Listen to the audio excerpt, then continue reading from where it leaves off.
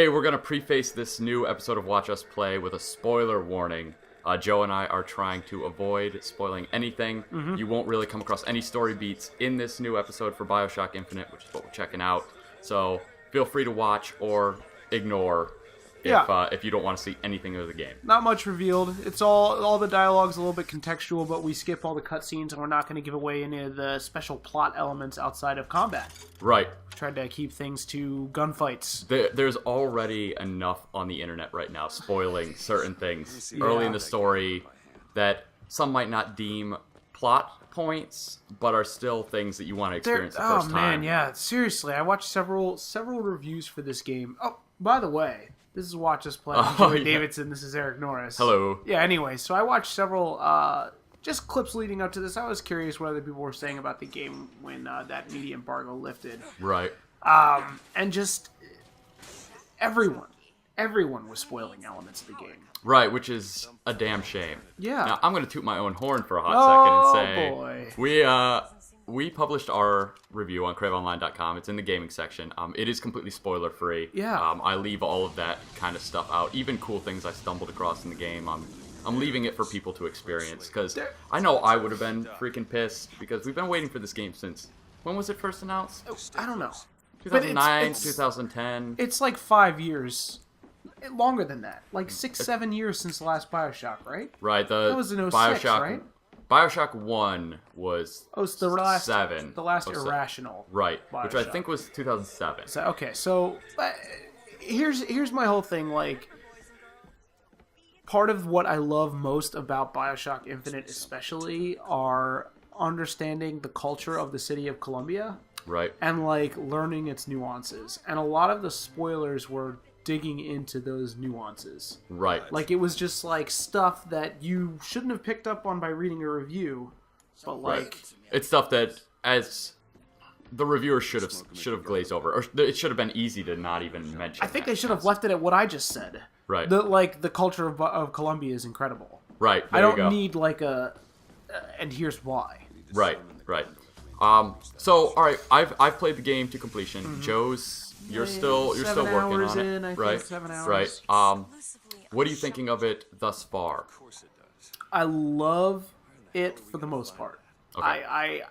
I'm ready to say it's a damn fine game. Right.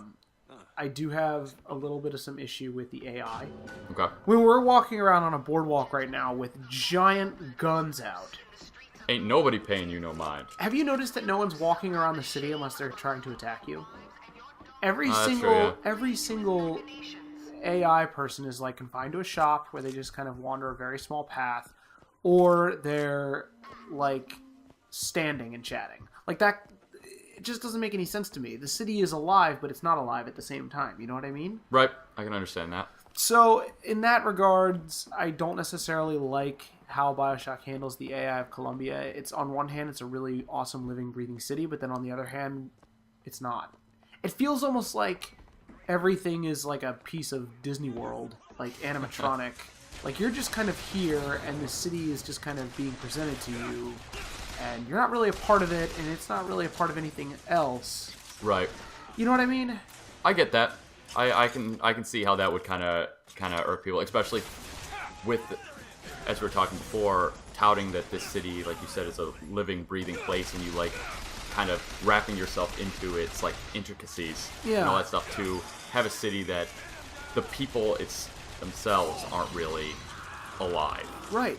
As opposed to the actual like they're all set pieces. And I mean it's beautiful. I love the art style of this city and every bit of like extraneous dialogue and all of the contextual stuff that you're just overhearing people say. Right. It all fits into Columbia perfectly.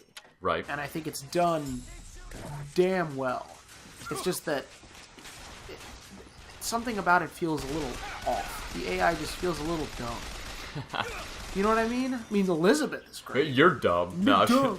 Elizabeth is great. She's awesome. That's your female companion there. Who actually in this game, you know, they've made a big deal. Ken Levine and the folks at Irrational that you're not protecting her in this game. Like and it tells you that early on. Like Elizabeth can take care of herself. I right. think This isn't a protection quest.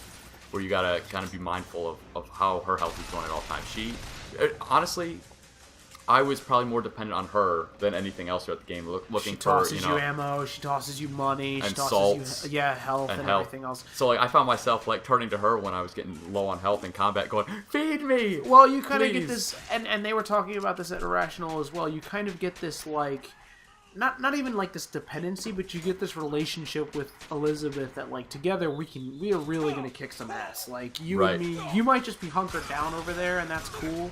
Like I'm the dickhead with the guns, but you're still tossing me stuff. You're like, Right. Booker, you're getting fucked up. Here's some medicine. Right. Like, that happens without the fucked up, but you get the gist, right? Right. And I also really, really like the combat in this game. It feels really good. The guns feel really heavy, and the vigors are nice too. Right. That was my only nitpick in the game, is that the combat I loved eventually. Eventually, it's kind of a slow burn. At first, you start off just kind of having, a pistol or a machine gun. We You do a kinda little learn- cut here. Just don't. we're Right, to cutting out avoid some of spoiler that stuff, So so- anyway, go ahead, Eric. Pay no attention. No, ignore So us. you start with these guns, and you pretty much just rely on those at first, and then eventually you're introduced. You're slowly introduced to all the mechanics of the game. So eventually you'll get more vigors, which are your powers, like shooting crows from your fingers. It's like the plasmids in the original exactly. BioShock, And then you get to the skyhook system, which is awesome. which we see a little travel clip in this video, but not any It of works. the combat. Yeah, it works flawlessly with combat later on down the line. And this is also what happens when you drink a vigor. It is probably one of the most badass things. Completely original for each vigor, depending what kind of like power it's giving you. Yeah, it just completely messes you up, and it looks awesome in the process. Right. And then the last thing is, so vigors, the sky system, and then tears. Like, Which I don't really want to get into that, Okay. but it is an element that it's another thing that Elizabeth does for you.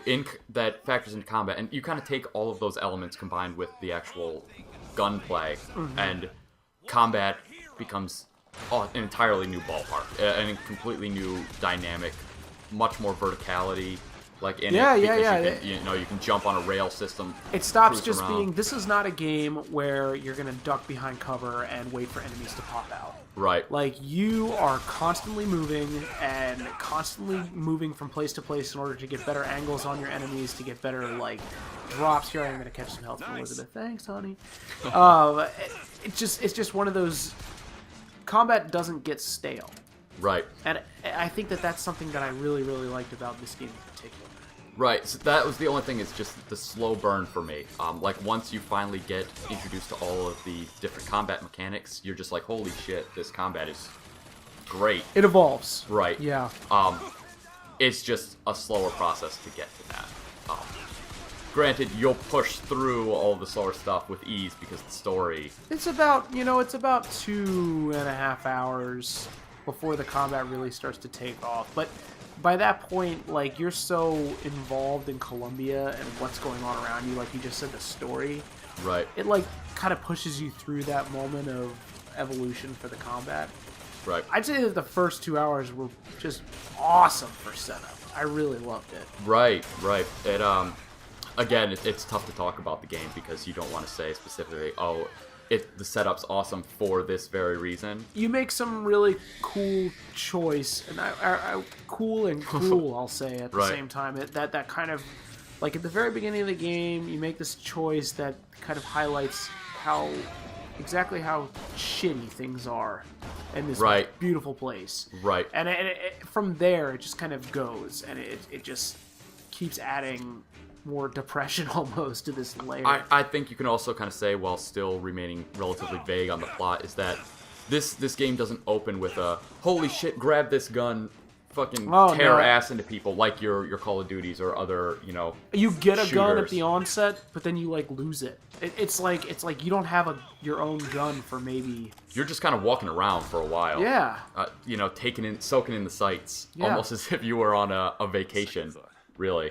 And it's amazing world building, and it kind of just like the first BioShock, where you progress from place to place within Rapture. Yeah. And all of them had these distinct styles and looks, or like That's the figures same- they idolize The and stuff like same that. thing here. Exactly. One of the things that, Eric, if you listen to or watch Us Play or listen to our podcast or read our site regularly, you might know that one of the things that we always like to harp on, aside from story, is pacing.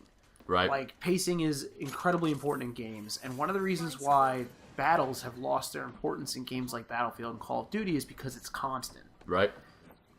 With this game, they'll turn the volume down to 2 or 3, then they'll jam it up to 10 and 11. They'll turn it down to 2 or 3, then they'll jam it back up. Like, it's not just like 11, 11, 11, 11, 11, 5, 11, 11, 11. No, it's not like that at all. Like, you're going to do stuff in between combat that's so chill and more exploratory that it's much nicer. So. Right, and it just makes those moments when things do kind of shit the bed that much more exhilarating. They hit you harder, right? Right. Yeah.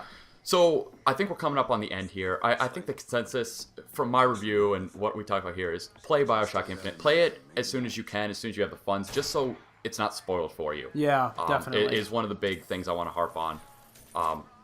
Got anything to add? No. Go get the game. It's good.